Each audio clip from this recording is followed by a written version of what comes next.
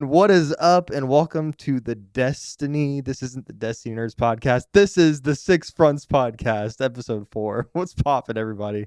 I'm Bearded Luke, and if you're just now listening or watching this, we had a super fun last 15 minutes of figuring out how to get here, and we're so happy to be here. What's up, everybody? What's up? My co-host Maddox is chilling. What's up, dude?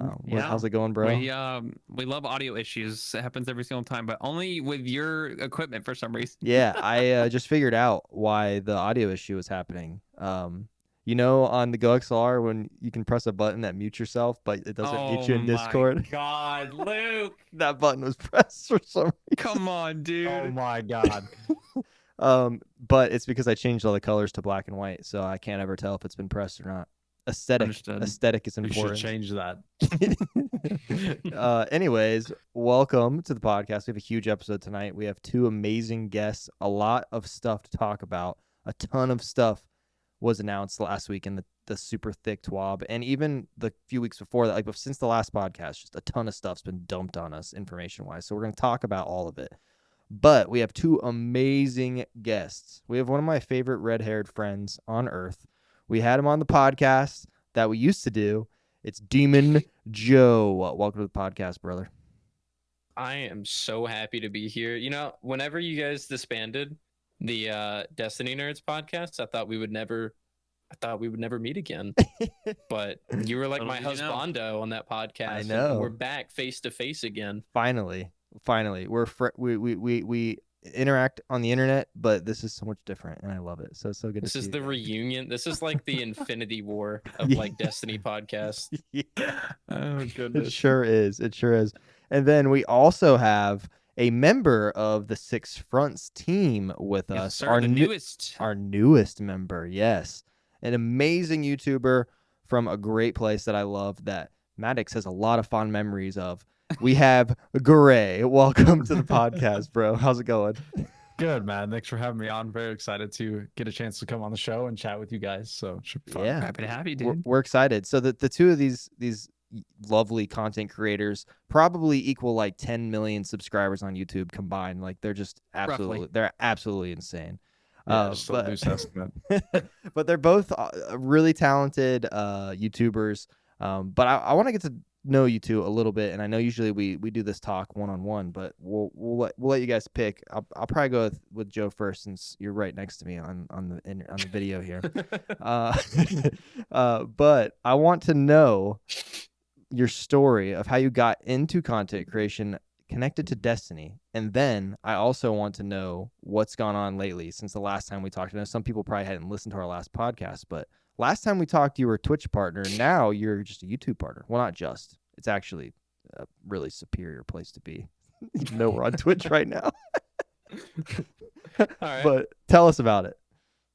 All right. So I got into content creation from, well, originally I was like one of those cringe kids that wanted to make like Minecraft videos, but I originally started on Twitch and just streaming just whatever between Minecraft and other games. And then my first ever YouTube upload was a Twitch highlight from Destiny 1 of me dancing with another team in like team skirmish. And for my OGs that remember the 3v3 mode, that was team skirmish. Best game mode. And I just thought, yeah, that's all I used to play in D1. I thought it was fun. But I thought it was funny. Like everyone on the team just started dancing with each other. We stopped fighting, blah, blah, blah. Uploaded that to YouTube. That was technically my first upload. But as time went on, I got more and more addicted to Destiny. That came about because I used to play the Halo games. And I just started with Destiny 1 content for a while. And, I was like in middle school back then. So like I wasn't really making videos to try to grow. I was just kind of making them just for fun. And I ended up making Destiny content until Curse of Osiris. And then, of course, Curse of Osiris happened, so I stopped playing Destiny, like anyone that cares about their mental health would. And I started making Fortnite videos, as one does when Fortnite blew up. Did that for a few years, grew my channel off of Fortnite, and then I used to play the PvE version of that game. And then Epic Games basically discontinued support for it. And then I was like, well, shit, what's another game that I could make content on? Because I still wanted to do content creation as a career path. I did that full time for probably 2 years. And I was like, hey, I know a lot about Destiny. I used to play that for years. And so I came back at like Season of the Worthy, got caught up, and then started making content in Season of Arrivals. And then the rest is history. Last time, like you said, though, I used to be a Twitch partner, and technically I still am, but I don't stream on Twitch anymore. I used to do live streams on Twitch while I did my YouTube videos, but now I just do everything on YouTube because Twitch came out with that blog recently about no higher bitrate streams, no 70-30 split, more ads, that kind of stuff. Didn't really resonate with me. And streaming has never been like my main source of income, like as a creator. I do it for fun. And I didn't want to stream on a platform that I thought didn't really respect my feedback or my viewers' feedback, which is kind of weird talking trash about Twitch while this is being streamed on Twitch. I feel bad. They're not about it. watching. They don't know. I feel really bad. But Twitch, or if you're listening, listen to valid, dude. That is valid as hell. Yeah, I respect all these. These are really good points. I moved to YouTube because they have been making like back-to-back improvements on their platform. They added gifting, they added raids, they have a 70-30 split. You can stream at like 52,000 bit rate if you want to, and just all sorts of stuff. They added like a live tab, and they've been consistently making improvements, and I can respect that. I'm not 100% happy with the platform. There's a few things that I want changed, like the chat and moderation and stuff, but like YouTube has confirmed that they're looking at that kind of stuff this year. But yeah, last time we talked, I was Twitch partner. Now I'm YouTube streamer extraordinaire. I make YouTube videos, and in February, Lightfall onward, I'll be making shorts too. So I'm practically everything all in one, baby. Long form, short form, live streams, all over here. And I'm Ginger, no soul. Let's go. I love it. You match the platform, dude. That's the platform. You're amazing. I was so happy whenever Maddox said, we're getting Joe on here. I was like, yes. I knew it had to happen. I knew it had to happen. The amount of like just your attitude and the vibe you add to a digital room right now is great. So thanks. Digital room. But awesome. Well, sweet. Well, great. I don't know you super well yet. We're teammates. We've talked to each other on the internet, but I want to hear about you. Like, tell me your story. Where do you come from? Why? How did you get here? The people want to know. Yeah, I mean, I got into content creation because I've been playing Destiny forever, since D1 on PlayStation 4 way back, and I'd always played it pretty frequently. It was always kind of a main game that I cycled in, even if I ever took breaks from it. And then D2 came around and I went really hard on it for so long, and I got to a point where all day long while I was at work, I was listening to YouTube videos, I was listening to streams, I was finding every single piece of information I could possibly find just to get better at the game, because I wanted to learn everything that I could. And I got to a point where I was consuming so much content that I was like, you know what? I feel like I could tell people this, and I could do this too. And I wanted to try it. And it started out with like, I wanted to do PvP content, because it was like right around the time when Trials was coming back to the game, right before they brought Trials of Osiris back to Destiny 2. And I was like, all right, well, cool. I'm going to start doing PvP. I can do like builds for Trials and all of that. And that started out good. And then we all know how things have gone from there.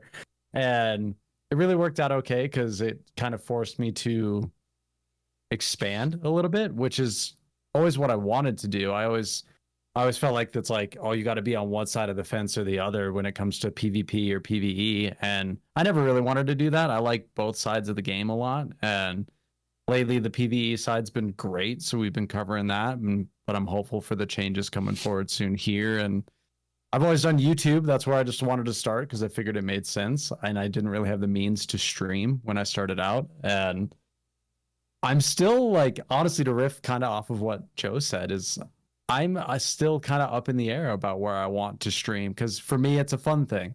Just like he said, it's something I do that's fun. You know, the videos, that's like the real content, but streaming is like just a way to connect with your community or your viewers. And I'm still so new to that I'm figuring out where the best place to do that is. And obviously, we all know about Twitch and all of the cons that may come with that. And then also on YouTube side, I think that they're making great changes, but I want to see a little bit more. I need to know for sure that I'm not. And I think I've even DM'd Joe about this because I was like, dude, how are you doing this? Like, how are you balancing all of this content? Because I'm so nervous to like put out a video and have it pop and then stream and then kill it. And I know it probably won't, but I hate to risk it. So I'm waiting. I want to wait and see how things shake out there. But that's kind of just where I'm at right now. That's true, because you have to think about how the algorithm works with your guys' videos, like long form wise. So you never know how that affects it with a live stream or even a short form video, right? Yeah, I know for certainty now that like shorts are completely a separate thing. They've made that very, very, very clear. But when it comes to the live stream thing, they haven't exactly clarified how like after your stream is done and the VOD is there, is that a video? Are those analytics affecting my channel? That's stuff that I can never find a solid answer to, or it seems like it's always changing. Yeah, that makes sense. Sweet. Well, cool. Well, I love your guy. And you have sweet tattoos, it looks like. Look at those things. Wow. And look at those things. Look at those things. I got a full sleeve. You can't see up here, but. And me and Joe's microphone, just if anyone was wondering, it's just one microphone. Like we have this cool, if you look on the screen, it just connects. What if I did this and like my hand went into his room? I don't see it on Discord, but I see it on stream. Yeah, we're just over here. Well, that's hilarious. I'm just over here like I love it. I can't touch him. He's not over there. Dude, it's so perfect. I didn't even realize that. Kind of stuff. Oh my gosh, fix your camera. Bro. Dude, it's not my camera. I'm watching my GPU is going to like 100% every couple seconds in Discord, so something weird's going on in my PC. It's the power of the microphones, dude. That's what it is. Messing with the stream. this giant microphone. I love it. Well, we're super excited to have you both tonight. Absolutely. We have a lot of topics we want to talk about. We have a lot. Maddox has a big list. I have it here too. We're going to kind of just like go through a lot of this, and we're all going to converse, and then just going to talk about this super fun game that we love. I haven't got to play much lately, unfortunately. I've been really busy, but I have actually, so I'm excited to talk. Yeah. Good. I'm glad. I finished my last seal, so I'm like all covered, and I'm doing Lightfall prep now, but at the same time I'm like editing constantly, trying to get caught up from last year. So haven't had a lot of time. I'm trying to get caught up so that when Lightfall comes, I can stay on with all the youngsters. You know what I'm saying? Right. I gotta be raid ready. You know what I'm saying? Raid ready. But let's do this. What you got for me, Maddox? Yeah. So I think one thing that we want to start the conversation with is definitely some recent changes, and I think one of the most recent changes being the changes to mods. To kind of summarize, from what I could tell, is mods are going to be changing as we know them. They are based on what they call affinities. So each mod has a certain subclass you have to be, or has a certain affinity you have to have your armor on. So certain mods are corresponding to Arc, Solar, Stasis, and Void. And with the recent changes, there are now going to be no affinities. So each mod, from my understanding, is going to be available on any piece of armor, no matter the affinity or whether affinities are even there at all. So that's going to change a lot of things. You hear that word build crafting a lot in a lot of their updates and a lot of their twabs. So I want to hear from both of you guys, because you guys both mentioned you're both PvE mains where you do a lot of build crafting. You do a lot of build videos. I know Gray does a lot of build videos. Joe, you've done a few from what I've seen. I sprinkle them in here and there. Yeah, so I want to hear starting from Gray. I want to hear what are your thoughts on, of course, the mod changes, and two, how do you think that's going to affect your content and just the game in general in the future? So I think honestly, this is one of the best changes they could have made. It's really such a fundamental change to the game that I think there's really not a lot of cons. The biggest cons that I'm seeing are mostly people who are like upset that their current builds may not make it, or at least an exact 1-to-1 copy moving into Lightfall, where this mod doesn't work quite the same, or their cooldowns are longer, so now this doesn't work as good as it used to. But with those being said, I think it's such a better system moving forward, because one, obviously we're not waiting for daily rotating mods anymore. It's going to be tied to the Guardian rank, which is your how good of a Guardian you are. Rank like an account rank for your accomplishments. If you're a friendly, helpful. Quick little interruption here is also all mods are going to be unlocked as well too. I think that was one thing I forgot to add is you mods that you don't have, you will currently eventually have no matter what, correct? Is that what I'm hearing? That's tied to that rank system. Right. Okay. Currently in rank 6, I think. And Gotcha. like for current players, we'll just like be that rank when Lightfall comes out. Gotcha. Yeah. So like you a said, new you have to light wait will start for at level 1, and then they'll say, "Hey, go complete a Nightfall," and then you'll become a level 2 rank, and then you do that, Gotcha. and then now it's okay. Now go do a raid, and you'll be level 3, and eventually, but it'll give you like a suite of mods when you do that, which I think is cool because that's like awesome. that's a path forward. It gives you something to aspire to, and be like, "Hey, okay, I need to complete these, and then now I've got all the mods, and I can make a stronger build." But beside all that, as far as like content wise, I think it's fantastic because it's kind of gotten to a point where all of us YouTubers are over here talking about the same build, just 57 different ways.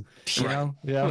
Like, hey, have you guys heard of Starfire Protocol Warlock? I don't know if you've tried. Have you tried using it with this mod? Because it really shakes it up. But I think this will turn the whole system on its head. So I think none of us will know what to expect, and we'll say, "Oh, holy crap! There's this whole new system. Now these mods don't work, or it's so different now that it's going to be so much content to talk about." I'm very excited for that side of things, and just to see what's possible with the new system. So I think it's a W from Bungie. I think it's an obvious W. And here's one thing as well too, as mentioned, Gray, on your videos, is I think they're going to become more accessible. You get all these people that probably you, Joe and Gray, you guys probably get a lot of maybe comments on your videos like, "Oh, I don't have this mod, so that this build is bled to me. Literally I can't get do this it. mod." Yeah. So new players, there's always new players in Destiny. If you ask me, it's gonna be fantastic because all your videos are gonna become way more important. Because now they can have all these mods that you're talking about. I never had Fontamite. I just want you guys to know that I've not had a single bit of Fontamite unless it was the seasonal one. Wait, did you do Day 1 Kingsfall? Yeah.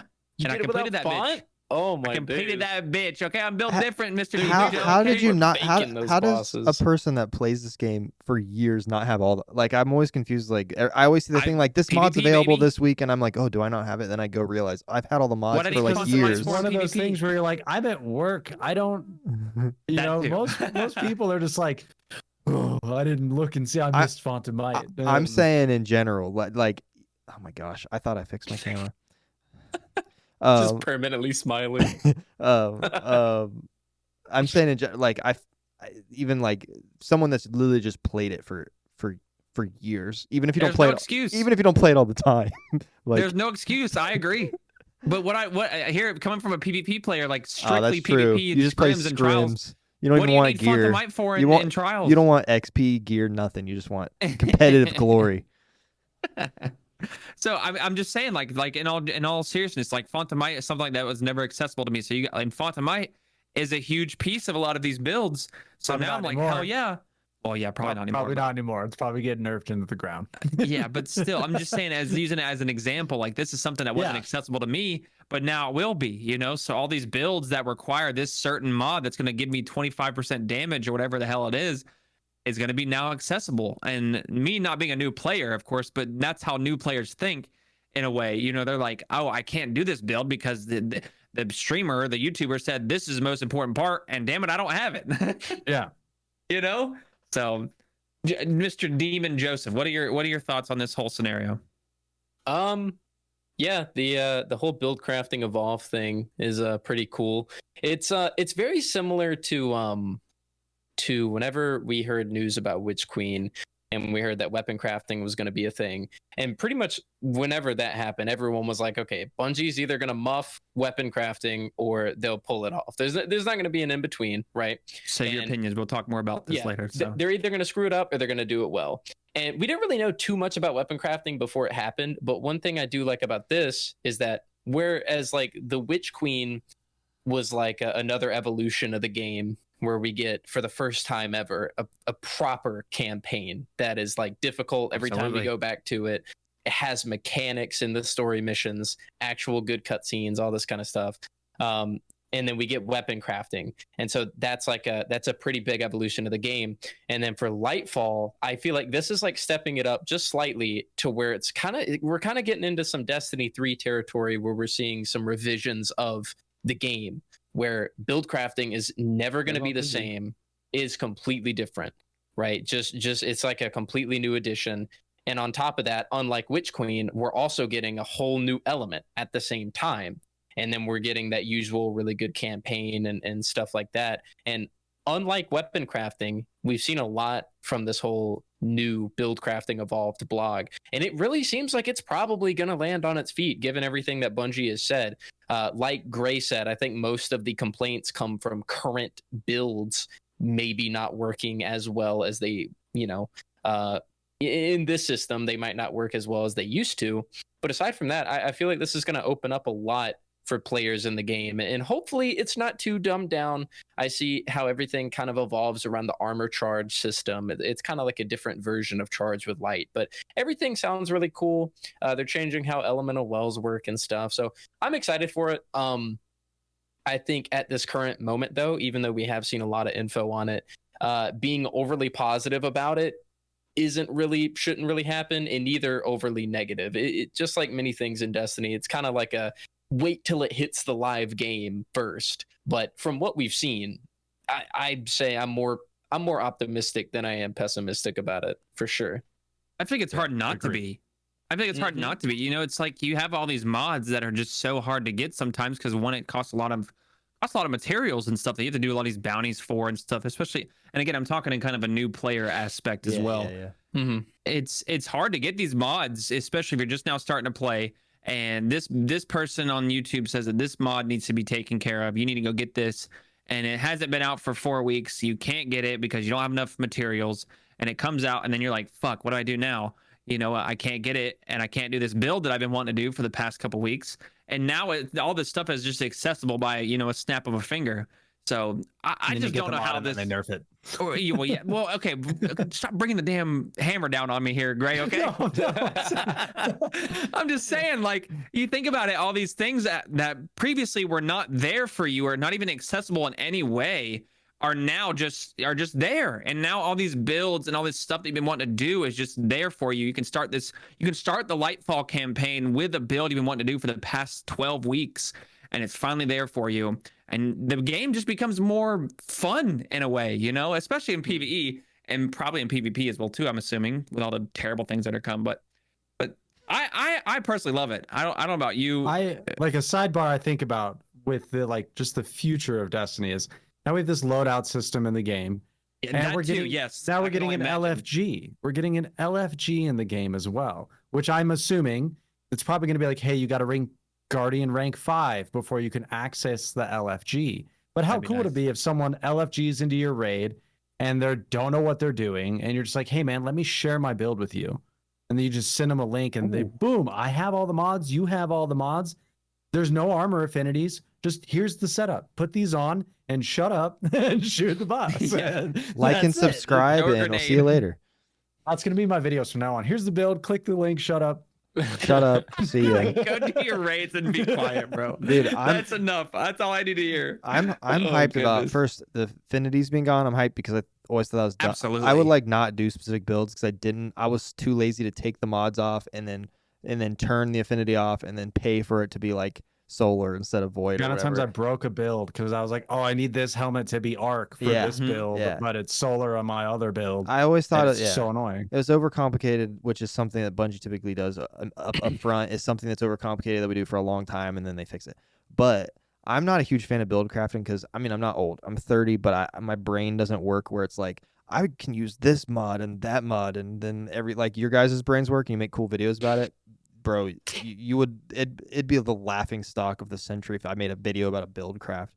So when it comes to this new setup where I can save them and I can see a video that you guys sent, because what usually is I hit my homies up and I inspect their Guardian and they're like, all right, Luke, you need to do this. I have to be tell me exactly what I need to be the most OP at this specific thing. So this is gonna be cool where I can have 10 loadouts, right? Something like that. I think that's per character. Per character. And then, which is plenty for me. I'll probably only have 3 that I ever use.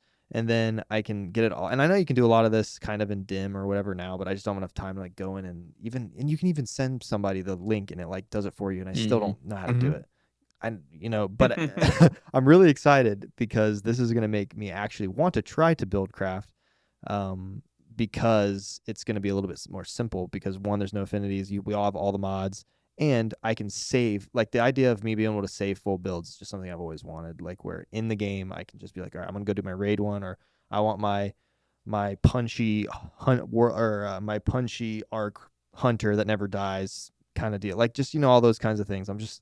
I got really excited when I saw that on Twitter. I was like, yeah, no, it's great. This is gonna make me want to join the build because I've always been like, it feels like one of those things that I'm hoping, and this may be a bit of a sidebar, but it's like obviously we've had a lot of server issues over the last couple of months. There's been horrible lag, the API keeps going down, all these problems constantly where dim doesn't work or anything. And I'm hoping that this is because of back-end changes that they're making to support these new systems in the game. And I really hope that it's seamless to where it's just, I don't have to click a button. Because even like the dim loadout thing is great, but still most of the time you got to click there and you still got to sit for 60 seconds while it does all the stuff, mods and everything, and sits. It takes a while. And so I'm hoping it's just seamless and instant and just all in the game. Yeah, I'm excited. It'd only make things better, if you have my opinion. It's definitely taking. It's a more, because I think build crafting is a more, in my opinion, more of like a hardcore player kind of like, it's like an end game player like figures that stuff out and then they love to play in the most efficient way possible in the game. It's bringing newer players, and even I'm an old like hardcore player. It's taking someone like me and getting me to the level where I feel like I can also build craft because I'll understand. It's just easier to see. I'm a visual guy, so if I can see all the stuff in one place rather than have to be like, if I have, which thing is that on, with back and forth. So that's what I'm most excited about, to be honest, next season. Like I actually don't care about like that the content coming or anything. Like just like quality of life changes are good enough for me. Quality of life changes I think should happen way more often than they should, and this is one of the big ones I think that has come in the most recent months, without a doubt. Yeah. And I know this is off topic, and I'm only going to say this. We don't have to talk about this, but the only thing that and they haven't said anything about it yet, but I'm assuming it's not going to happen, is the overall leveling progression system. I don't know if that's going to change or not. They haven't really said anything about it. That's the only thing that if they update that, I'm in there like somewhere like that. That's so boring to me right now that if I wish that we could see a really big power level grind, like a big refresh to that also on top of all this other stuff, be feeling fresh. It would feel like Destiny 3. Give me 300 FPS and 8K resolution, Jeez. Well, let's talk about because I think we're all on the same page that the mod system is a huge W for the future. I think that's a pretty obvious W for Destiny as a whole. So most recent changes that we got came from the most recent TWAB. And for those that do not know, Destiny has been absolutely just ridiculed to no end on what we like to call aerial effectiveness. And Joe, I know you said pre-show that you don't want to say much about this, but I still want to hear your opinions.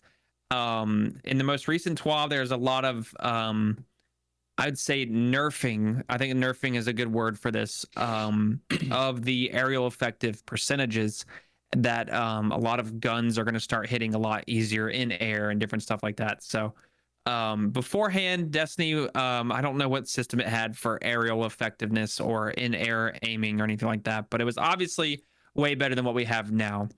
But something that a lot of content creators and a lot of just general players, general population has been asking for is for these numbers to be changed in a way, especially lowered, because it's a bit overwhelming to go into a game and see your sniper not hitting from floating with a warlock, pretty obvious, like this should hit 100% of the time, and then you just whiff. And we can go on and on about how PvP is ridiculed and how it's just absolutely just dumbfounded, the things that you miss in those game modes. But take me through your thoughts, Joe. We'll start with you, even though I know you don't want to talk much about it. Give me your unfiltered opinion on the most recent TWAB and just the AE changes and just AE in general. I want to hear kind of your raw thoughts on the whole system as it was implemented. Yeah, so airborne effectiveness is unfortunately is another example in a long list of examples of Bungie creating a problem that didn't need to exist and then dedicating dev time towards fixing that problem that they created themselves. Because they claim that they made airborne effectiveness as a means to keep from oppressing newer players. And they're like, oh man, you know, you got this dude flying around hitting snipes, floating up in the air. That is oppressive to our players. This is the same company that added skill-based matchmaking so that there's nobody that would be getting oppressed at that point. So there's already a confliction there and a hypocrisy for why airborne effectiveness exists. But and just Bungie as a whole just creating these issues. But it's weird to me because one of the things that Destiny's always been praised about is like its movement and how like fast paced it can be and the cool plays that you can pull off and stuff. And then Bungie sees this positive feedback about their PvP mode and they're like, how can we make this worse? I mean, how can we make this more accessible, you know, for other players? And like, you know, we're playing as these characters that can kill literal gods, but you're telling me if I'm in the air, I can't aim my weapon properly, you know? Either way, that's just a little tangent. I'm glad that they're loosening up airborne effectiveness and stuff. I don't know if this is because they now have skill-based matchmaking and they feel as though it would be less oppressive now because that exists, or if they're genuinely doing it because of player feedback. But like I said, like this is an issue that did not need to exist. There are so many people in this community that love Destiny's PvP and they see the potential in it. And it's just frustrating when Bungie deliberately takes steps back to make it worse instead of not taking those steps back and just continue putting effort into what could make it better. So yeah, it's cool, but I'm not really going to give praises to Bungie for fixing something that they created on purpose to be a problem. Yeah. It's just frustrating. I don't even main PvP, and I feel like I'm more frustrated about it than other people are. PvPers are just used to getting let down, so at this point they have no feelings. I think you hit the nail on the head though. Like why should we praise them for fixing something that they created the problem with in the first place, you know? And I totally agree with that. Completely conflicted against player like feedback as a whole and whatnot from the rip. I mean, it's player versus player at the end of the day. Like you don't, it's not like a kindergarten playground. You know, some people are going to get destroyed. You know, some people are going to get outplayed. It's good, you know, whatever. But if people put in the time to get good at hitting their shots in air and using, you know, movement to their best abilities, then they should be rewarded for that. Not where Bungie takes this thing and just removes it from the game.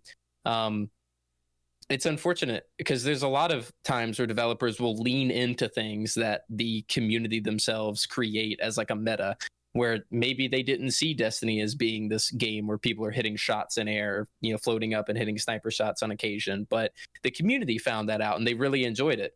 And then Bungie just decided, yeah, let's do away with that, you know? And then now they're starting to backtrack a little bit because of how annoyed the general community is getting about it.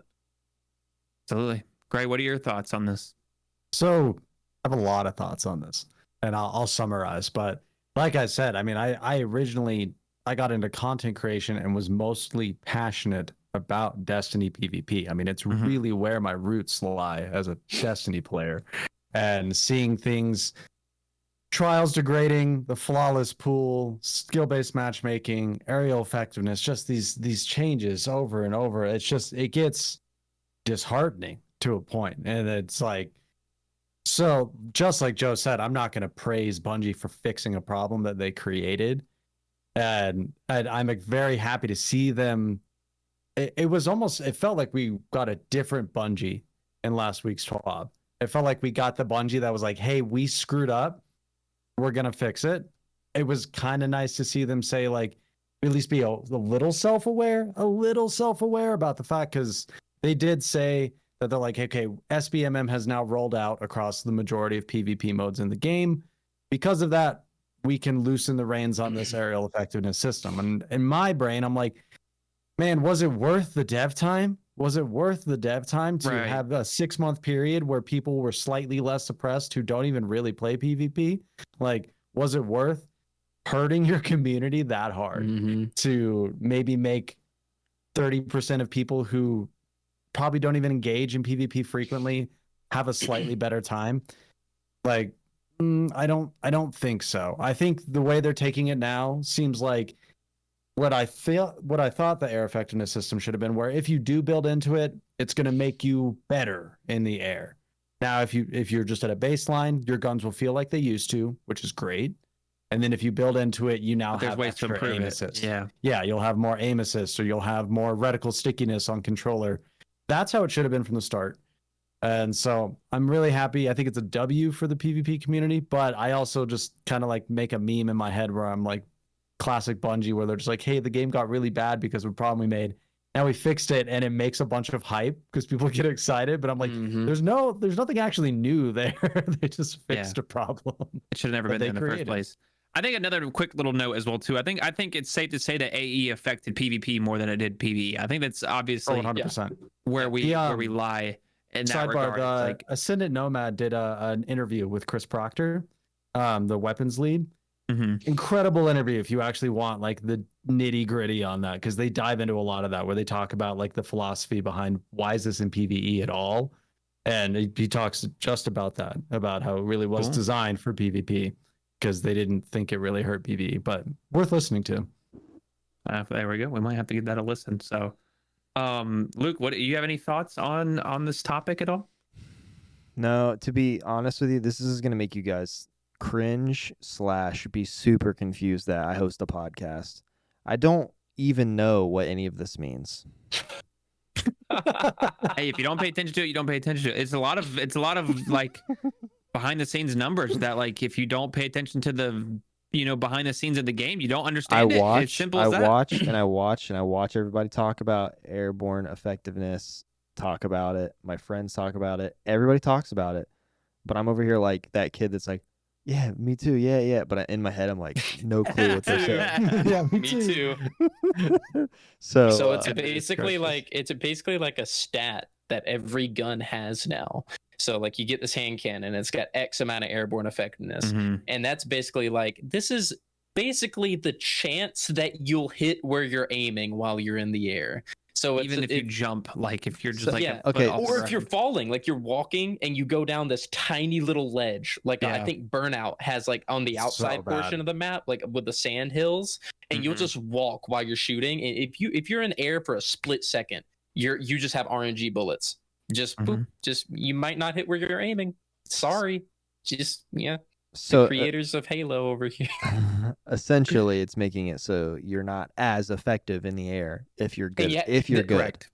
But they're fixing a lot of those numbers now, as what we're. That's like where it was at. It was at like if you were good at jump sniping, that was not going to happen as much. Not even sniping, just like imagine your typical Stompies hunter, the dude who's flying around just 30 feet in the air, 3-tapping you with a hand cannon. It's not happening. That play style is dead. Okay, their can't do that right. Their thought process was that they wanted people to build into it. But it seems like even if you built completely into it, I remember seeing some clips from Lanza before where he is like 110% built into as much airborne effectiveness as possible, and he is still missing shots that are dead on. And he's like heat rises and everything. He is as still as can be, midair, right on the head, not bullet magnetism or anything. It's right there, and it still misses. And that's where people are frustrated, because even if you build into it, you're still just going to get screwed over. I feel like I'm watching a live YouTube video from both of you individually, and I understand now. Make sure. So like thanks. and subscribe. Guess if you're watching that honestly makes a live Twitch audience here.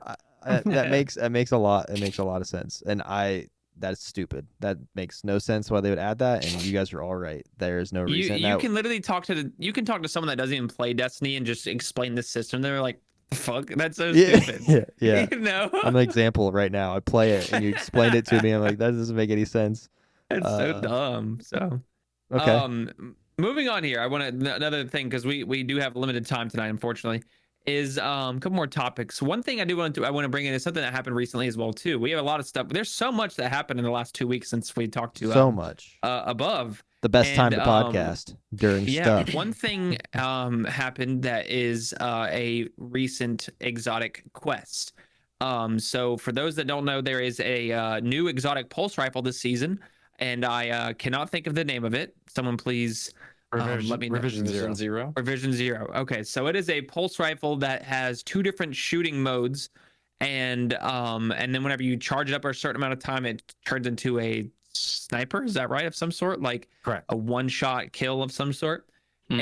And take me through your Joe. Take me through your first playthrough of the mission. It's Tuesday. It's at reset. What was your thoughts as you're going through that mission?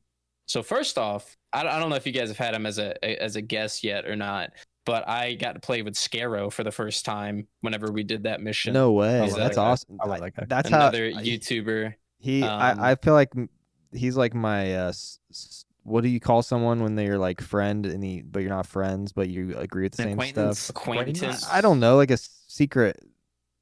A secret Special- admirer. He's your secret admirer. Yeah. Just the way he Oh, plays. secretly I love in that love. dude. I love that dude's videos. I actually watch. That's how I get a lot of my seals done. Is because of that dude.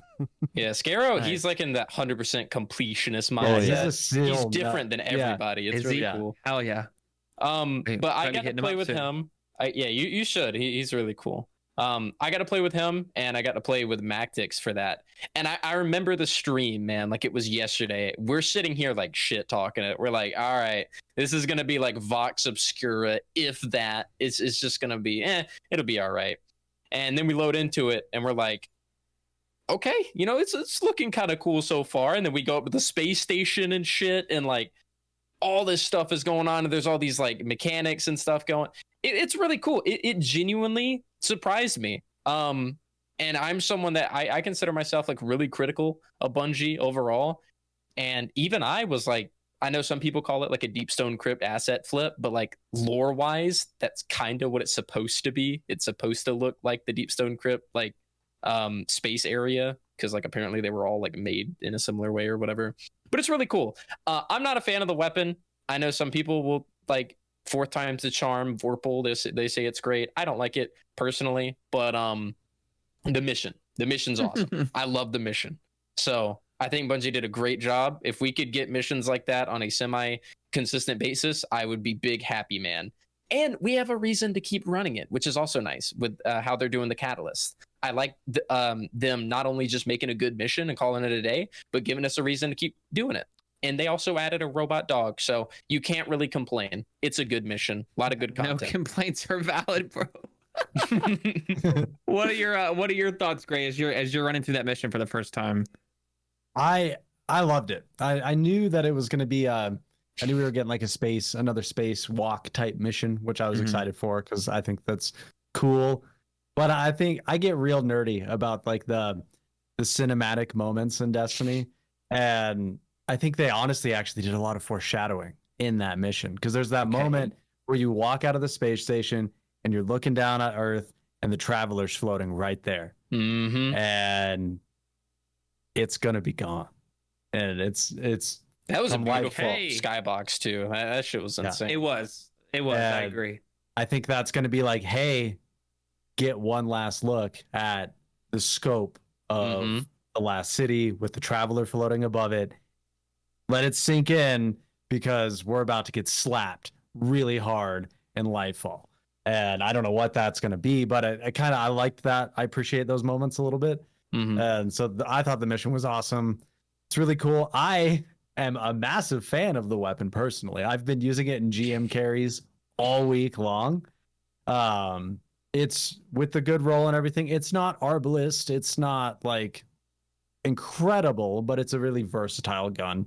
That's just like, hey, I'm using a blinding grenade launcher, so I don't need, I can't use Arbalist, but I have to put 7 ammo cost unstoppable grenade launcher on. So I need a primary gun. So it fills that slot pretty good. And- Just to clarify, I wasn't calling it like terrible. I'm just a meta goblin. So, oh, I get you. Arbalist, No. here's the thing. Arbalist is boring as hell, but it's effective, So like it would be a fun like little switch up thing. I guess I should clarify that, Yeah, I like what they 100%. did with it. One thing we haven't mentioned though is have you noticed that how like the more you upgrade it and like the more catalysts you get like these free ornaments. You can Yeah. like I change did the see that. look Yes, of it. I They're saw very that, cool. dude. How sick I want to is see that? more of that. I want Yeah, to see more of I that. That love is that. sick.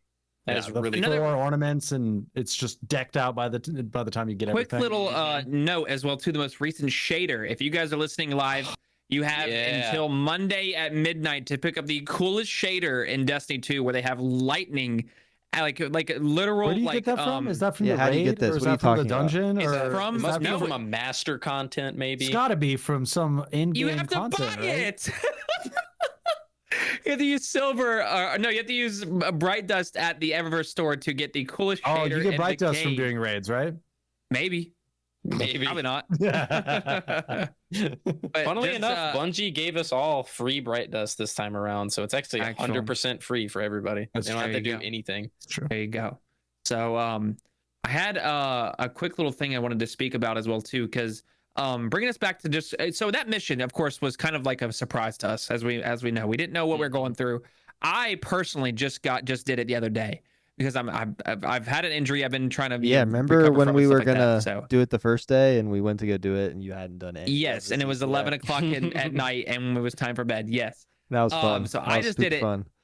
for the first time yesterday. I did it solo. Gray was in the same chat or whatever. I popped in there. I was like, dude, what's this mission? Blah, blah, blah. I don't know what it is. Blah. I think we joined you at the very end or whatever. Yes. Because we were going to carry you. Because it's an and I was hour like, "Maddox." fucking long, dude. Holy shit. I didn't understand it. So what I loved about it is it kind of reminded me of Presage, and you will be a big fan of this, Mr. Joseph, because I know you really like that mission as a whole. Presage itself was scary. It was you don't know what to do until enemies popped up. Where do I go next? What do I need to do this? I have to do this in a certain amount of time type deal. And then you're at the boss. You're like, holy shit. So what I liked about that is it was puzzling. It was like I have to do certain things in a certain sequence and go through this little hole, and then you have to have the scanner at a certain time, but then you need to have the operators, so you got to put that in. It was like it was a puzzle as a whole entire mission. You know, and it was confusing. If you didn't really know what you're doing, if you've never done it before, nobody was walking you through it. I had to ask my buddies for some help over here, okay? Because I kind of got lost. Or at a certain point, I'm like, dude, I'm so fed up with this. Can you please just help me? Because I just want to get to the boss, and they were waiting for me to do a GM as well too. So that kind of sped up the process as well. But still, it was like the whole ordeal of I don't know how long this mission is going to be, because I don't know where the end is or what other mechanics I'm going to have to learn. That is what made that feel like such a surreal experience for me. Is just that questioning of how much longer do I have? Oh my gosh, now I'm on outer space. Holy shit, there's a big boss in front of me now. Is this the final boss? No, it's not. Oh my goodness. Okay, where's the final boss at? You know, what's the final mission of this whole entire mission? That stuff right there is why Destiny will be successful. And then you mentioned one big thing, one big word, replayability. Why should I not be able to do that mission more than once? You know, for a certain reason, go get that catalyst. You have to go do it on legend stuff. Just different stuff like that. If you see successful things that come out with Destiny like that, Destiny will forever be a popular game without a doubt. And I'll say it till the end of time. Stuff like this is what makes Destiny in a way, if that makes sense. I would love to see it, because now we're getting like, you know, we get a raid one season, then we get a dungeon one season, and we're going back and forth there.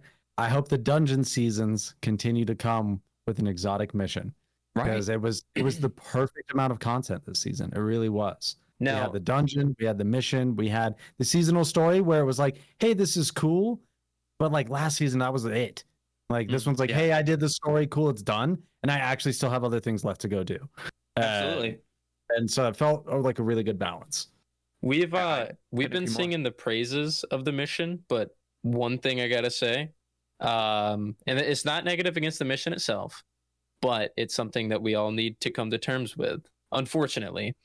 And according to Bungie's own definition and how they've done things in the past, this mission is seasonal content, so that when Lightfall comes out, we can't play it anymore. That's true. It is gone. It's gone. That's an L. And I'm it's okay so with good, it. I'm and okay it's with gone. it. I played the Be quiet. mission a couple times and I'm good. That's all I needed. I think I'm not doing it again. The only But what way about I can... new players? You know? Yeah, no, I completely They can agree just with watch Joe. your video of you playing it. Oh, Same thing. Okay. And They can download just it wear out of VR. spite, like, 'cause that's what they're gonna do. Put those Play on it my down, shoes. But I think what Bungie needs to do is start at least adopting a cadence to the way they roll out the seasonal content. It should be a calendar year, because it feels really weird when Season of the Seraph is only that content's around for 3 months and then it's just gone. Yeah, like if they FOMO becomes a problem. when Beyond Light released, the reason that Beyond Light was so it was just so crazy whenever it first dropped, because we had like so much stuff and it went away. And the same thing was later down the line, like with Witch Queen. We had like a whole year's worth of seasonal content just disappear right there. And instead of just taking the first season of last year away and then replacing it with a new season and just taking, one by one, piece by piece, instead they just go full clean slate all at once. Everything's gone. Presage is gone, everything all at once. And it'd be nice if the Seraph stuff could stick around, for like you said, a full year, and then by the time we get to the final season of Lightfall, that's when the Seraph stuff goes away. Yeah, so exactly. That would be really nice. I understand that adds a lot more to like having to communicate what content's coming in and out. It would probably be a technical nightmare, to be fair, to like, pull that off. But it would be nice. I agree. I completely agree. Awesome. Dude, you guys have been fantastic. Y'all's going back and forth. I love it. Bro, I'm like about to mute myself. You guys just talk. Well, I mean, you guys have like an extreme. You guys both have an extreme passion for this game because it pays your freaking bills. You guys it buys my Taco Bell, bro. Like there you go, right, man. I look at the video go good. I'm like, we're going to Taco Bell. Let's go. Now. We get an extra taco tonight, baby. An extra. You're getting a Doritos Locos taco tonight, boy. We blast, That's awesome. See, but that's one reason why we brought you, Joe. I know I personally, I honestly knew you would say yes, just because I know how you act, and I know that you would just love to talk about it with some homies that you've been on here before. So I just appreciate you guys being here, and the talk itself has just been fantastic so far. We need to talk about crafting. We got two more topics. We got 2 more topics in the next 30 minutes before we get finished. One thing is something that me and Gray have experienced recently, and me not having a lot of time to play this season. I didn't know if I was ever going to do a GM this season, because I didn't know if I would hit the power level. As we know, each season you have to have a specific power level that you have to get to before you can do a GM. And in this case, we thought it was going to be 1595, because normally it's 15 plus. It was 1605 actually. 1605. Yeah. Okay, I want you to know I'm at 1589. I just want you guys to know that right now. That's where I'm at. So we recently had this change where you can do a GM at whatever level you want to, as long as you are 1580, as long as you are the base power level that the season has started at. So what do? I'm like, hell yeah, let's go in there into a GM. That shit was easy. Okay, it felt like a master Nightfall at most. It was so simple. And I want to hear your thoughts on just that whole change as a whole. How does it affect you? How does it affect newer players? How does it affect GMs in a whole? Greg, give me your thoughts. So really, it's kind of a double-edged sword. I really, really like the fact that people can come in earlier. Like all week long, I've been doing GM carries on stream, and almost every single person who comes in is like 1580, 1583, 1584. They're like, oh, I can actually do it. This is the first week that GMs has been available this season, just to kind of point that out. Yeah, and so there was a lot of people who were saying, hey, I might not even get to touch this at all, or wait till the very end of the season when I finally get there.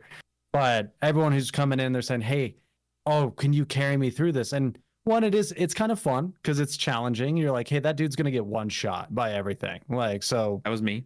Yeah, and it's like, but at the same time, they also lowered the power level of the actual GMs because I don't know the exact numbers. I can't keep track. It was like 1620 originally. I think now you are 40 under now from 1580. Yeah. Mm-hmm. And so you stop getting benefit at 1605, I think is when you stop benefiting from going up in power. But it's a great change for getting more people in there. But like you said, it didn't feel hard. They're not hard. Granted, when you have 2 dudes who have ran that same Nightfall 57 times this week and they've got it down, it's not going to seem hard. And some of them are harder than others. But I think it's good for letting people approach adept weapons and go get some of that loot, get those exotics to drop, get high roll stat gear, get ascendant shards. That stuff's great. But then I also laugh every time at the massive disparity between the generosity of loot and PvE versus PvP. Like, I can go do this GM in 9 minutes. I did that one GM. I got 2 exotics. I got 2 mind benders. I got like 1 ascendant shard, or I got 1 what is it? The exotic orb. The golf ball. Yeah, I got a golf ball. And I got a whole bunch of prisms and enhancement cores. Dude, I feel like I just like beat a raid for the first time and got like all these loots.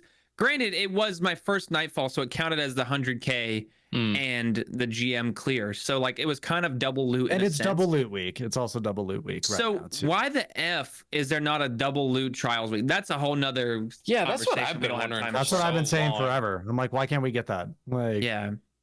Oh, but don't get and me the only started. time we get that is when something's horribly broken, like Yeah. when they had the hand cannon focusing bug, and that was like the equivalent of a double loot week. In But you still paid 250 Yeah, so I fucking broke legendary because shards of for it. it, bro. Who the fuck has 250 legendary shards just to give up? Everyone. Not me. not to get too off Everyone's topic. I think it's a good change yeah, right. that they lower that requirement. I'm hoping.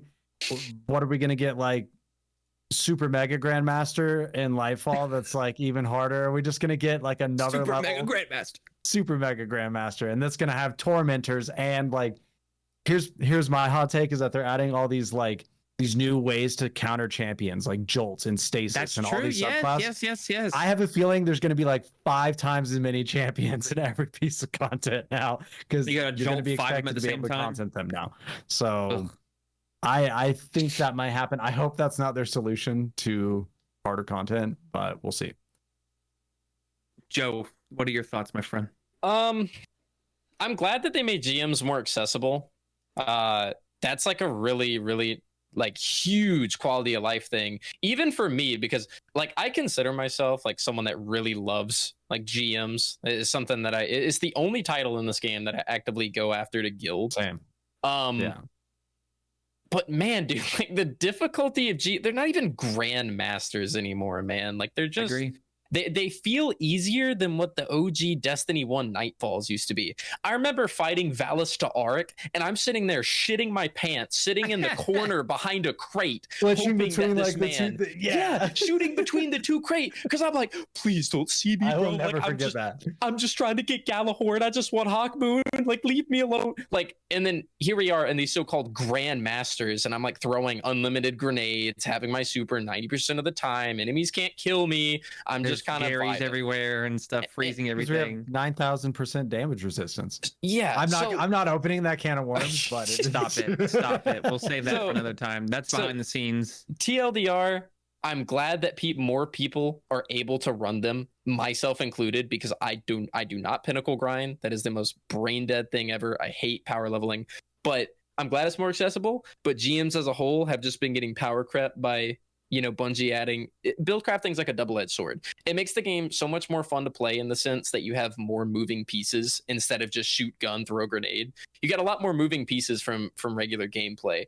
But then whenever you get into things like a day 1 raid, like I almost did day 1 Kingsfall faster than I did day 1 Deepstone Crypt, and I had to run Kingsfall twice to get the day 1 emblem. I had to do regular and I had to do challenge, and I almost did it faster than my day 1 DSC. It's just because I can't die. I have so much damage resistance. The builds are so strong, and so it's like a double-edged sword. It's way more fun to play because there's more moving parts, but everything in the game is just getting like super power crept. So even this really what used to be prestigious hard content is just kind of like, it's just whatever. I hope we see an overhaul of the whole Vanguard strike system. I want to see strike scoring. Let's just kind of mash this all down. Make a legendary strikes playlist. Save that thought. We're gonna get into some Lightfall predictions here soon.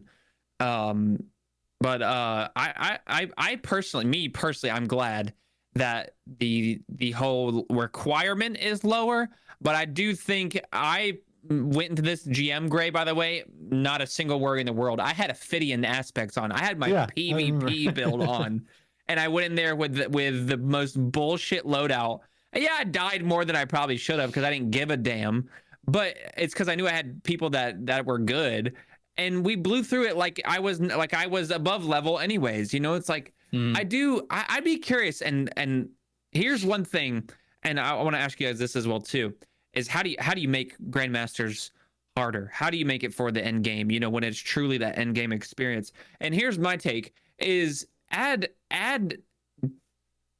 somewhat of a modifier to grandmaster. You guys remember Anthem? I don't know if you guys ever played Anthem. I did. But Anthem had grandmasters, and you know what they had? They had Grandmaster 1, they had Grandmaster 2, and they had Grandmaster 3. They had different strokes for different folks. If you wanted to go into a grandmaster and you met that power level requirement, and you wanted to face that badass AI that's gonna whoop your ass and just kind of get that little taste, go do it. But if you want to really test your skills, and my build is tip top, there's not a single hole in my build whatsoever, and my 3 guys are day 1 raiders. These guys can conquer anything in this game. Grandmaster 3, you're 60 under, whatever the hell. I don't even know what it has to take. There's 50 times more champions. Something that you have to complete it in a certain time limit. There's something where, like, if you complete that Grandmaster 3, you are the top 1%, top 0.1% of the whole entire game. You get some type of bullshit that labels you as that. I would love to see Grandmaster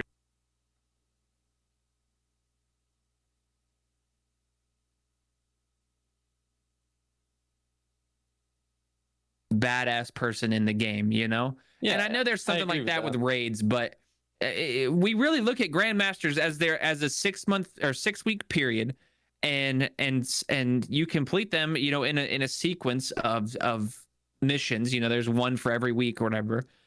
Dude, imagine at the end of the grandmaster period, end of the season, you get a certain emblem for completing a Grandmaster 3 on that certain. You know how the strikes used to have emblems or whatever, and you got certain variations? Imagine if there was an emblem from Grandmaster 1, Grandmaster 2, Grandmaster 3. Do you know how fucking sick that would be? Just an emblem, a shader maybe, that showed off how badass you were because you completed the hardest shit in the game. With how you're describing it, I would like, it plays in exactly how you said. I would like the strongest builds in the game. Like, let's say for what we got right now, like Starfire Protocol and Omnioculus Hunter and like all this kind of stuff.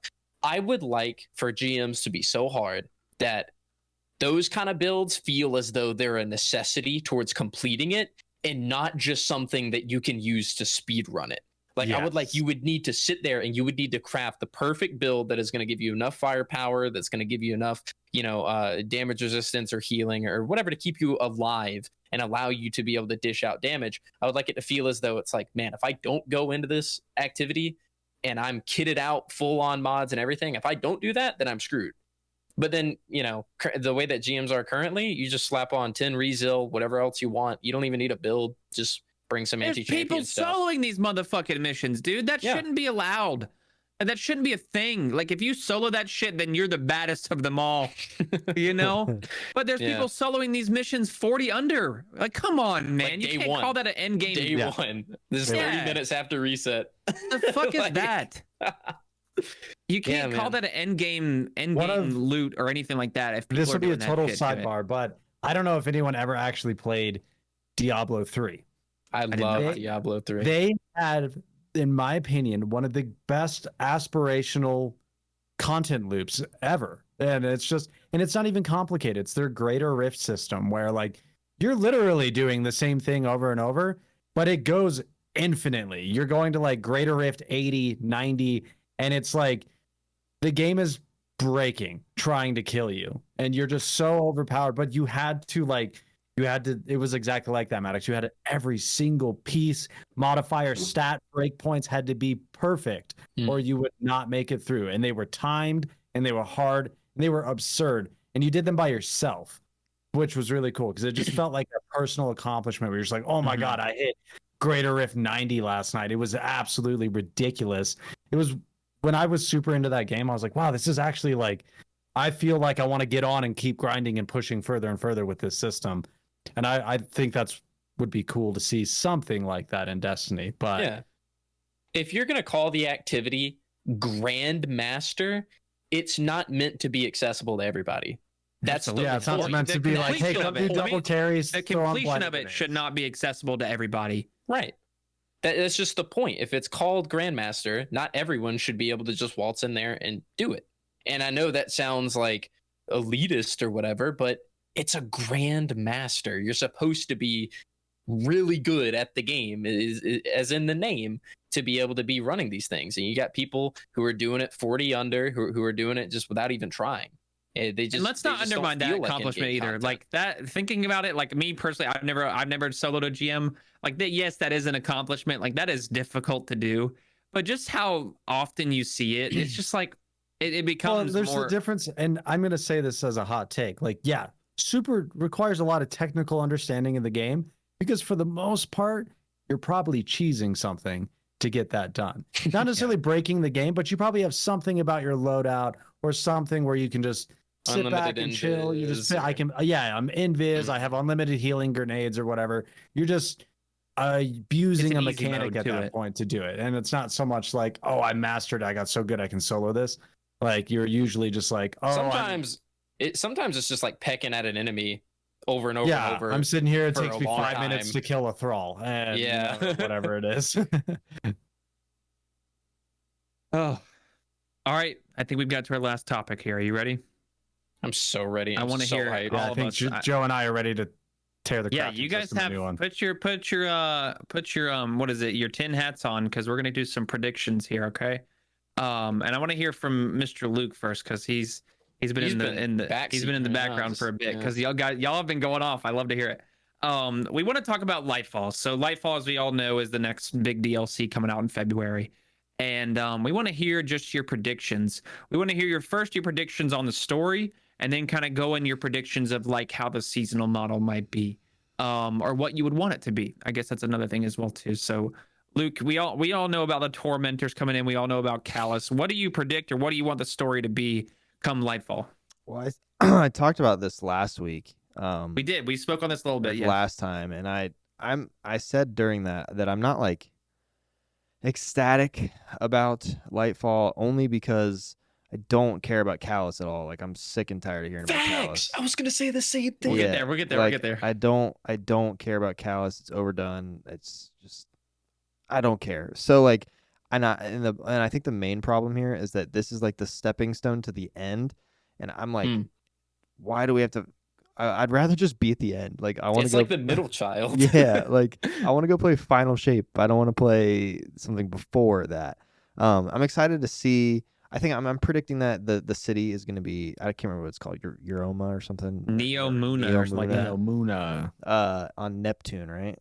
Mm-hmm. Which I thought was under the sea, but apparently it's not. And I'm just kidding. I feel like I've heard the word Neptune on SpongeBob before, but I could be wrong. Dear Neptune. Yeah, Neptune. That's what I heard. There it is. But I'm excited about. I think that the city's going to be cool. I'm predicting that it's going to be not even close to as big as everyone thinks it's going to be. I think that Strand is going to be fun for like 2 weeks, and then it's going to be not used as much, and because everything else is just so insane right now. And then I'm really hoping that the seasonal model changes when it comes to the artifact and the thing like that we have to upgrade. I can't remember what it's called, but what it was confirmed. The 3x7 grid deal. Mm-hmm. Oh wait, was artifact stuff confirmed this week? Seasonal upgrades, or are you talking about the artifact? Seasonal upgrades. Kind of both. What did I miss something this week on the artifact? Well, so the artifact is going to be different in the sense that we're not going to be unlocking mods. We're going to be unlocking account-wide perks. So for the rest of the season, we'll have the perk that our auto rifles can do this to champions, right? Or we will have the perk that we can do this to that. They're basically just going to be less overall artifact stuff, but it's just going to be like an account-wide thing. Okay. They confirmed that, and then like a while back, they said, I think the second season of Lightfall, they're going to take a different approach to how they do the seasonal model, because they have been hearing what people have been like you were saying, seasonal model fatigue. They're going to address that.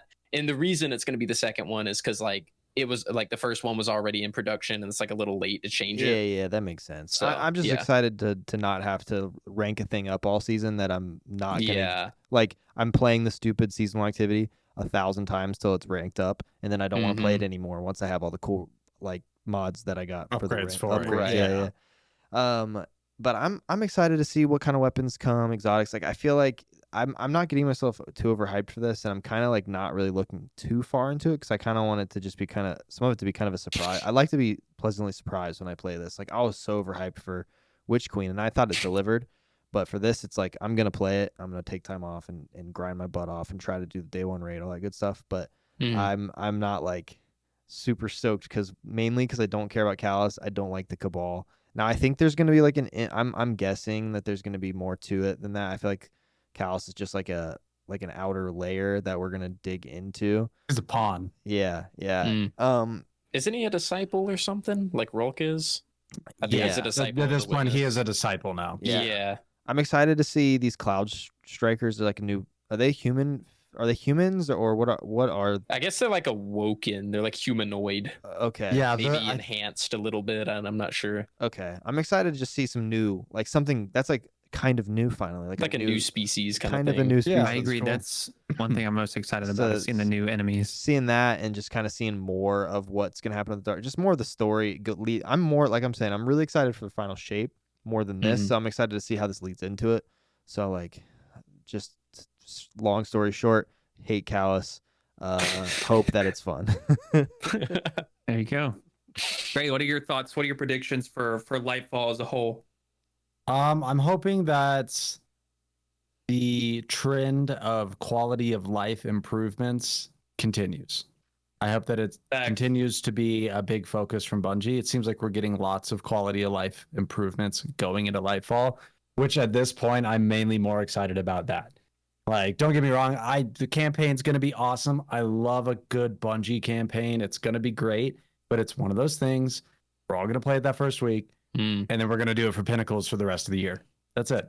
And it'll be cool. Like, don't get me wrong, but I really hope to see that, like, I hope Neo Muna is actually, like, a location that I want to go explore. I hope there's something out there that I actually want to go get. I would love to take the Revision Zero quest and make it so that there's 4 catalysts that are hidden in crazy places in Neo Muna that you can only get to after you unlock some fragment on your Strand subclass or something.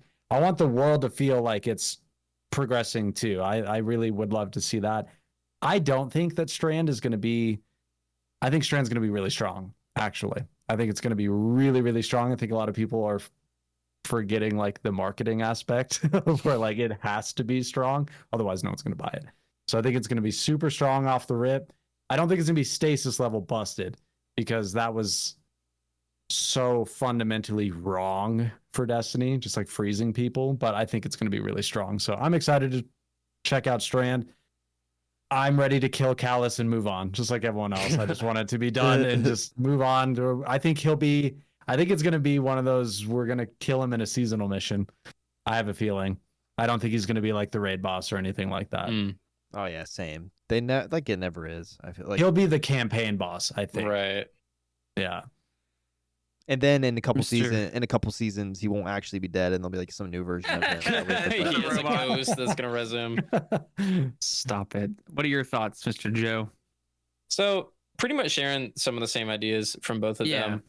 Not the biggest fan of Callus personally. I think whenever you're coming off of a DLC where you've been hyping up Savathun basically since Destiny 1 versus Callus, who's kind of feel like he's over, like he's been around for a little too long. He's overstayed his welcome at this point. 2017. And like Ray said, I think he will be a campaign boss, and I think we'll have someone really cool and unexpected like we did with Rolk. I thought Rolk was a fantastic raid boss. So they was super like, even lore wise, he's awesome.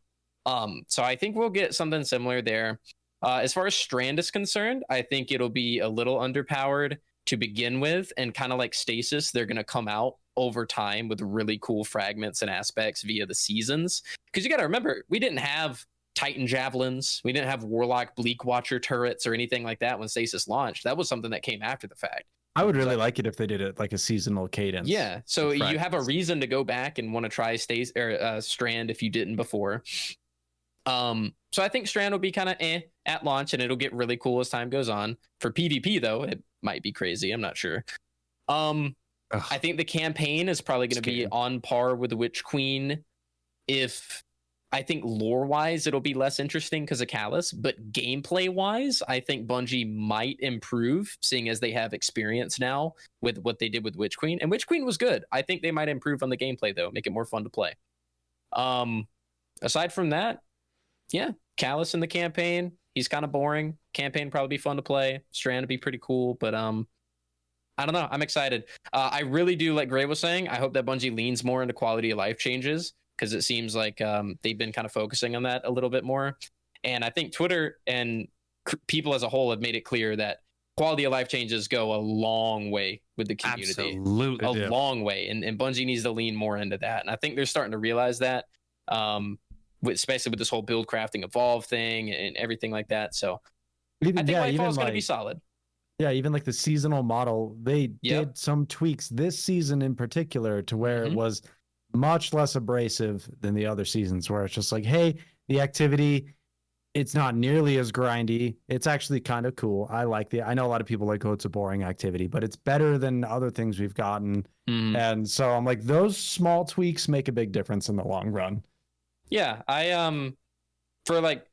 for how I viewed Witch Queen, I viewed Witch Queen as like a B tier expansion. I think it was good. I think Lightfall might make its way into A tier. I wasn't really all that hyped until I saw the whole build crafting evolve thing and how Bungie is taking player feedback way more seriously, it seems, as of recent.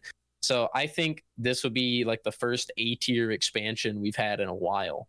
I think Lightfall will be a step up above Witch Queen. I agree. Not on Forsaken level, though. I'm about to hit you with a hot take. You ready? I think Neo Muna is going to be on par, if not better, than Dreaming City. Really? My thing with these locations is Bungie makes really cool locations, but doesn't really give us many reasons to go back. Kind of like what Gray was saying. He wants a reason to go back. I think they're going to give it to us. Yeah, I mean, if they finally say, like, you know, okay, let's stop spending so much dev time on these locations just to turn them into a seasonal activity a few months down the line, like, I would love that. If they made it on par with Dreaming City in terms of mystery, because the thing with Witch Queen is they promised all this mystery and stuff, but the whole like deep sight system just held your hand. You just go to this little floating orb, you hold interact, and then it basically shows you where to go. Where's the mystery in that? It was not even close to the Dreadnought. I would love to see like the seasonal. I would love to see the seasons revolve around Neo Muna. Like in the second season, we're like, holy crap, Callus just blew a hole in the side of the planet, and now we got to go over there. I'd be like, cool. Yeah, that's something actually, that's new that we didn't see before. Like that would be awesome. I mentioned this to our Six Fronts team. You look at that the most recent trailer they put out about Neo Muna and Lightfall as a whole. You see so many different assets from so many different planets and so many different like systems. You see stuff from Val, you see stuff from Titan, you see stuff from Nessus, and all these different planets kind of put into one. And then you just kind of, I don't know if it's just me, but you get a huge sense of how big Neo Muna is going to be. I think it's going to be one of the largest spaces in Destiny, I think, that we've had. And I think you take the Throne World, and I think it's going to campaign. I think it's going to have these different little areas. Not only that we're going to visit in the campaign, but like you guys said, we're going to visit those just exploration as well too. You explore all these places in the Throne World, but for what reason? You know, I think there's going to be many reasons. And I hope there is, of course, and I'm speaking of hopeful here, that there are reasons to go out and go and find. I don't know if you guys remember where the Shattered Throne is located, like the physical opening to the Shattered Throne. Yeah, it's under the Dreaming City. It's underneath the Blind Well, isn't it? You find that shit on your own. Yeah. You know, you go and you found that on your own, and you understand that, like, how far around you had to go and the different things you had to find to get to that find entrance. It and you walk like, what is this? And it's be like, what the fuck is this? Holy shit. For $9.99 you can walk inside. Yeah. But there's the dungeon key now. You think about the Dreaming City and how it just ever evolved. You have on a 3-week interval of it's complicated. A rotation of just how different the area looked. I think that is what Neo Muna is going to bring us. I think it's going to have a similar vibe, and I truly hope it does, because I think it could be, and I think it will be, one of the coolest spaces that Destiny has ever brought. Yeah, I mean, thematically, it's completely different. Absolutely. Would be like going down these streets in these buildings. There was like a scene where they were in like an arcade killing enemies. Yeah. Like Yeah, it it looks looks so cool. It kind of makes me think of like New Mombasa from like Halo ODST. I don't know if you guys ever It's like played that. Yeah, no, it's like ODST and Tron had like a baby. Yeah, it's really cool. There are some Tron vibes, I will say. So Yeah. Cyberpunk, Tron vibes, Halo 3 ODST. There's just a lot of cool stuff going on. I'm excited for it. I truly am. I'd be lying if I said I'm not. So and I want a think social speak space. for all of us. I want a social space in Neomuna. Let's get That'd it. be I hope cool. the tower gets Cloud blown Striders up. walking around. I hope the traveler gets clapped and we have to leave. I hope that's what happens. Neomuna's our new space. You know, I like it. And Bungie did also say real quick, I hate Callus as well too. I hope he dies. I want to shoot him in his face myself.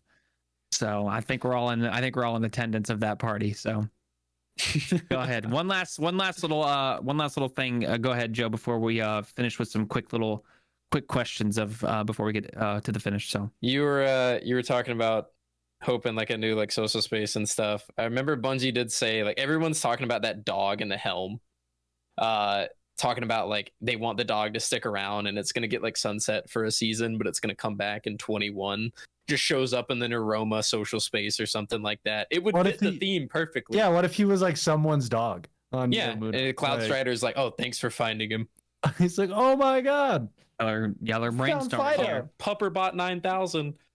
All right. So to finish off, we always ask our guests. These are 2 questions that we ask. Me and Luke have answered each time, so we'll just leave it to you guys. Mr. Gray, we'll start with you. What is your all-time favorite Destiny weapon? It can be exotic, it can be a blue, it can be a legendary. Let's hear it, brother. What is your favorite weapon of all time? Oh, that's such a hard question. If you can't think of it, we'll go to Joe real quick. No, I can't. I already know. Let Joe. All right, Joe, go ahead. Joe, what's your favorite all-time weapon? The BXR with incandescent demo, dude. Oh, so a more recent weapon. Okay. Yes, so no as such a here. big Halo fan, like Witherboard, I gotta respect. Icebreaker, I gotta respect. But I get to use a battle rifle from Halo that catches shit on fire and gives me grenades. Are you kidding me? That's like a dream. Dude, makes me so happy. So happy to have that. In the That's game. a good answer. I don't think anybody has said BXR yet. I think someone's mentioned Witherhoard, but not the BXR. So, Mr. Gray, back to you. I think for so many reasons, this is a really hard question for me, but I think I'd have to go with Thorn. Okay, Just- that's a common one. That's a Good common choice. one. Okay. Good choice. Just because it's like the only weapon that just murders a guardian. Like they're just gone. They're just OG gone. days. Like GG's, no ghost res for you. You're done. Darkness weapon. It was like the OG darkness weapon. Yeah. And Do like you remember there's- the OG way to get it? Oh God, yes. And No, the Destiny whole Bounties. quest line was amazing. Tell me Like, how though, dude. Those were some of the best things to ever pop up on your screen in Destiny. Yeah. I don't care what anybody says. the exotic My bounty. dumbass chose invective by accident the first time. I didn't know what Thorn was. So yeah, the OG bounties for it, and even when it was back in D2, the OG way to get it in D2 was awesome. The whole that quest was a line. great way to get it. I will say. Me personally, I love Zalo Supercell. I think that's my all-time favorite I weapon. love don't know, Zalo so. Supercell. That's a So- good one. Dude, I forget what yours was, Luke. AK. Mine's So cool. mine's Recluse Recluse. That's with right. the original Yes. Master of Arms. Recluse? Yeah, with original Master of Arms, just completely out What of this about world its OP. cousin Osteostrega? You got any respect for the Osteo? I liked it. I thought it was fun, but not. You mean funnel web?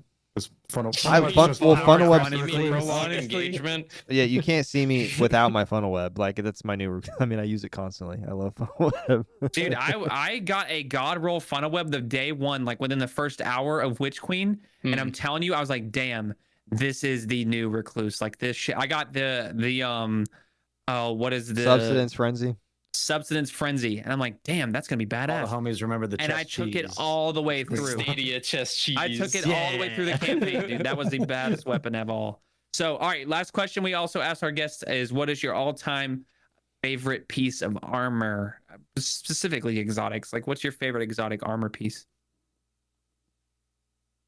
For me, I mean, as like a filthy Titan main, like again, it's gonna be something recent, but like Curus of the Falling Star is like the exotic that has made me feel the most badass as a Titan. That one has a fantastic ornament, by the way. It looks cool. It's got the class item and the helmet with it too now. Yeah. So cool. You deal so much damage and get an overshield so you can get out of the situation you put yourself in. I have never felt as badass as a Titan as I have until that came out. And that was whenever I started maining Titan, was whenever Curus came out in Chosen. Otherwise, I was a Warlock main. I love Curus so much. That one looks beautiful. It's the ornament that makes it look like it's from the Dreaming City that I love, because I just love that aspect of like the Dreaming City, those blue lines and that bone look to it. That shit looks sick. All right, great. Your turn. Last question. What's your favorite exotic piece, my friend? I gotta go with Athre's Embrace, dude. Athre's Embrace. You knife and son of a bitch. I am an Athre's enjoyer, dude. It's because it's I swear it's the most slept on exotic for all hunters. But when I finally figured out what that thing can do, it's beyond busted, and it just feels like the most hunter thing ever. Where you're just like, chuck a knife at the corner, it bounces off a wall, flies around a corner, and nails something in the face. And you're just like, I planned the whole thing. It was all planned. It's like the most Cade 6 knife throw bounce thing ever. And I just love it. And it gets me so many free kills, and it still hasn't caused community uproar, so it's never going to get nerfed. And that's why it's my favorite. After Stompy's got nerfed, I was like, all right, well. Yeah. I don't even play my hunter anymore since then. I don't think I've actually played on my hunter since Stompy's got nerfed, which sucks. Because you need to because Ophidians have not been touched, so that's why. They've actually been buffed. They give you a airborne effectiveness now, which is fantastic. So. I love those exotics. I'm just like, they're so neutral. I'm like, I just like the theme of like, cool, this is all about my knives. Right. I love it. Well, we are at the end of our episode, so we want to thank you guys for joining us. This has been a fantastic conversation. I might, if I do say so myself. We'll give you guys one last little chance to tell us who you are, where you are, and if you have anything coming up that you want to share with us, and where we can find that. So, Joe, lead us off into the abyss, my friend. I am the newest Destiny 2 streamer on YouTube, Guinness World Record holder. You can find me at youtube.com/DemonJoe. If you want to see my live content, youtube.com/DemonJoe/live. And I am the best looking ginger in the community. No shade to Modern Tryhard. That's true. Yeah, confirmed. Valid. Confirmed. Indeed, confirmed. Modern Tryhard is trying to steal my flow. Never happened. I think it's Moderns now. Moderns is trying to steal my flow. That's right. He did. He had a little name change. Yeah, so. yeah. He's Mr. my Gray. Though. Where can we find you, my friend? Or real quick, Joe, do you have anything you're coming up with? Any video you're working on? Any project? What you got? I am working on a solo flawless Spire the Watcher video, but it's not a guide or anything. It's more of like an entertainment cinematic thing, and that's all I can really say. Something different than what you normally put out. It sounds like it is something very different. Sounds awesome. I'm excited, but I can't say anything else. Spire of the Watcher, get it? I would hit my knee, but it hurt. So, Mr. Gray, lead us off, my friend. So you can, of course, find me on my main platform is YouTube, youtube.com/graygaminggg. One day we'll drop that GG, I promise. But, okay. And then also over streaming on Twitch, on twitch.tv/graygaminggg. Projects lately have been this really fun series of videos we've been doing where we're just going over every subclass in the game, going over the most powerful way to build every subclass in the game. It started out as like just something to do, and it's kind of turned into a documentary now that we know that so much is changing in life. You call it your Unrivaled series. Is that what it's called? Is that right? Yeah, it was just kind of some nerdy name I came up with. I love it. I was just like, hey, these builds are like, I would say the pinnacle of each subclass. You know, this is the furthest you can take, even if the subclass sucks. Arc Warlock. You can still take it to a really. I'm an Arc Warlock main, you son of a bitch. Okay. I feel sorry PvP, for you. Though. I'm sorry to hear that. Only in PvP. Only in PvP. Yeah. Oh, that's different. But it's been a fun series. We'll probably wrap it up with we've done 9 out of the 12. We'll do the last 3, and then probably do it all over again in Lightfall because it'll all be different. So it's been really fun. There you go. Hey, and I could see that being more of a futuristic video as well too. People coming back to them like, what is the most important arc build of this and that? And people always. Well, try and to it's come kind of back one of to those type things where videos. you can always go back and see like, holy crap, like Void Warlock used to be way different before Lightfall or whatever, it might be. There you go. Mr. Luke, lead us out, my friend. Wait, you go first. I'll finish. Okay.